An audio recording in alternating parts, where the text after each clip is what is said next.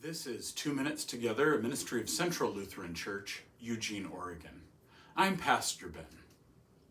This week, we have what is honestly for some one of the most confusing parables in the New Testament, Luke chapter 16, the parable of the dishonest manager.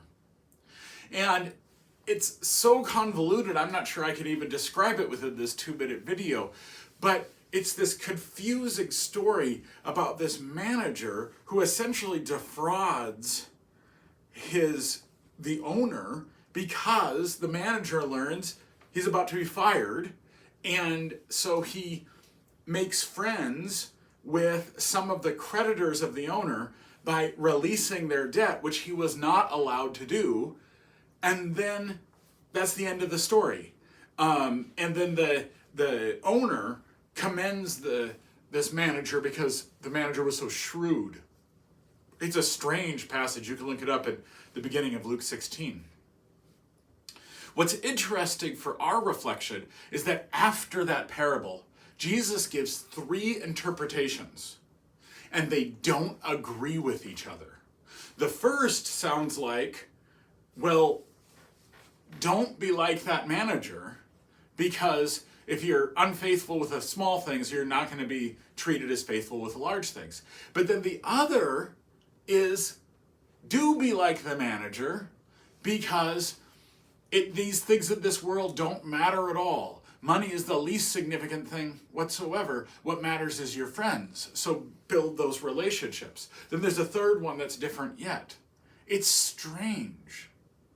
Many scholars think that what's happened here is that we have within this parable what Jesus wanted to accomplish in parables. Parables are not the clearest way to make a point. If you wanted to say the kingdom of God comes from a small place and grows, you could just say that. But if you say kingdom of God is like a mustard seed, well, in what way is it like a mustard seed? Yeah, it goes from small to big, but also we don't like mustard. We kind of try to tear it out. You can't get rid of the mustard.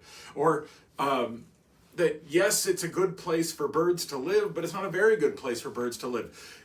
That Jesus is doing this deliberately because he knows the crowd is going to be confused by this, and they're going to get talking. And one person says, no, I think that this dishonest manager, we should be like the manager. And another saying, no, it's a contrary meaning. We shouldn't be like the manager. This is a negative story. And that's what Jesus wants.